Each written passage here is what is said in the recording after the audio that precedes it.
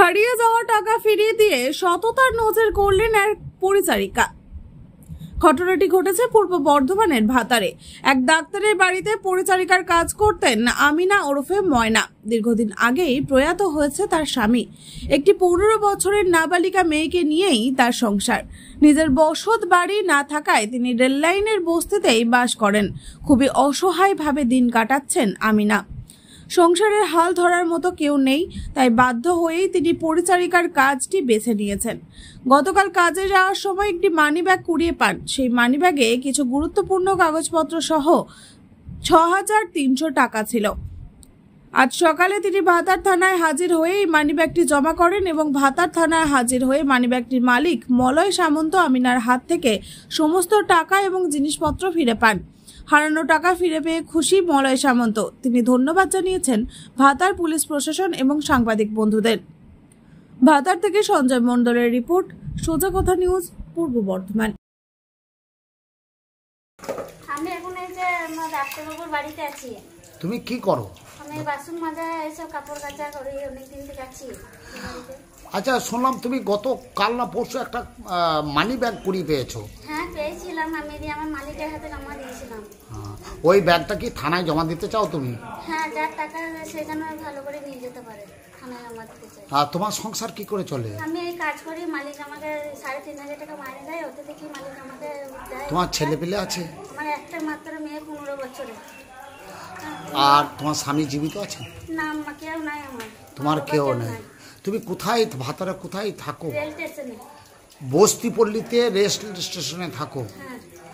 তো ওটা রেলের জায়গায় তো থাকো? রেলের জায়গায়, নিজের জায়গা নেই। ওই টাকায় অল্প টাকা আছে, মেয়ের বিয়ে দেবো না, জায়গা কিনি, কিছুই নাই।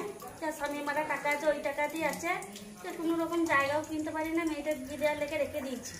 এই কাজের মালিক যা মাইনে দেয় তাতে থেকে আমার সংসার চলে। সংসার খুব কষ্টের মধ্যে চলে? খুব কষ্টের মধ্যে, মানে খুব অসহায় আমি। হ্যাঁ, কেউ পাশে দাঁড়ানোর মধ্যে কেউ নাই। তোমার নাম? ময়না। ময়না, কেউ ময়না বলেছিল, কেউ আমিনা বলেছিল আমায়।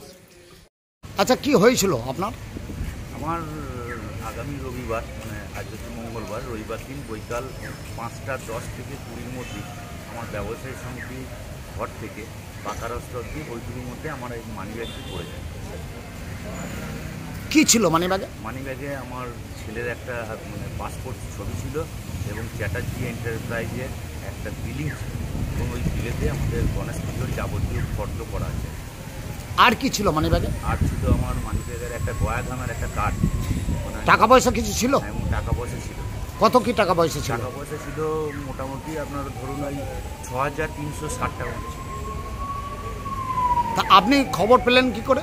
আমি খবর পেলাম বলতে মানে এই কোন যে আছে আর কি, যে পেয়েছেন আর কি, উনি তার মালিককে বলেছিলেন। আমাদের গোলাপবাবু ডাক্তার ওনাকে বলেছিলেন এবং গোলাপবাবু সঙ্গে সঙ্গে আমার ছেলের ছবি দেখে আমাকে ফোন করেন। আপনি টাকাটা পেলেন, আপনার নাম পরিচয়? আমার নাম হচ্ছে মলয় সামন্ত, আমার বাড়ি ভাতার গ্রাম এবং বাজারে আমার একটা ছোট্ট দোকান আছে, খাতা পেনের দোকান আছে হাই স্কুলের সামনে, সামন্ত পেপার। টাকাটা আপনি আশা করেছিলেন যে টাকা ফেরত পাবেন? না, সত্যি মানে টাকাটা হারিয়ে যাওয়ার পর আমার এমনি মনের খুব অবস্থা খুব খারাপ ছিল, যে আমি ধরেই নিয়েছিলাম যে আমি টাকাটা পাবো না। এই যে এতগুলো টাকা আপনাকে এই ময়না ফেরত দিল, আপনি কি চান যে আগামী দিনে ময়নার মতো অসংখ্য মেয়ে যেন এই পথ অবলম্বন করে? হ্যাঁ, অবশ্যই। মানে বা ময়না নিয়ে কি বলবেন? ময়না যে এত মানে আমাদের ভাতা রেল স্টেশনে বস্তিতে থাকে, হ্যাঁ, তার কেউ বাবাও নয়, মাও নাই, একটা মেয়ে নিয়ে থাকে, এই অভাবের সংসারের মধ্যে সে লোকের বাড়িতে কাজ করে থাকে। তাই এরকম একটা দৃষ্টান্ত সত্যি আমাদের মানে গর্বের বিষয় যে আমাদের ভাতারে এরকম মেয়ে আছে এবং আমি আগামী দিনেও চাইব যে ওর প্রতিই যেন সমস্ত মানুষ যাতে চলতে পারে, সেই কামনায় আমি ঈশ্বরের কাছে। আপনার যা যা হারিয়েছিল সমস্ত বুঝিয়ে পেলেন তো? সমস্ত কিছু পেয়েছি। কোথায় পেলেন এগুলো? থানাতেই? থানাতেই, মানে প্রশাসনের সহযোগিতা এবং যারা আমাদের সাংবাদিক দাদারা রয়েছে, হ্যাঁ, ওনাদের সহযোগিতায় আমি সুষ্ঠুভাবে টাকাটা ফেরত পেলাম।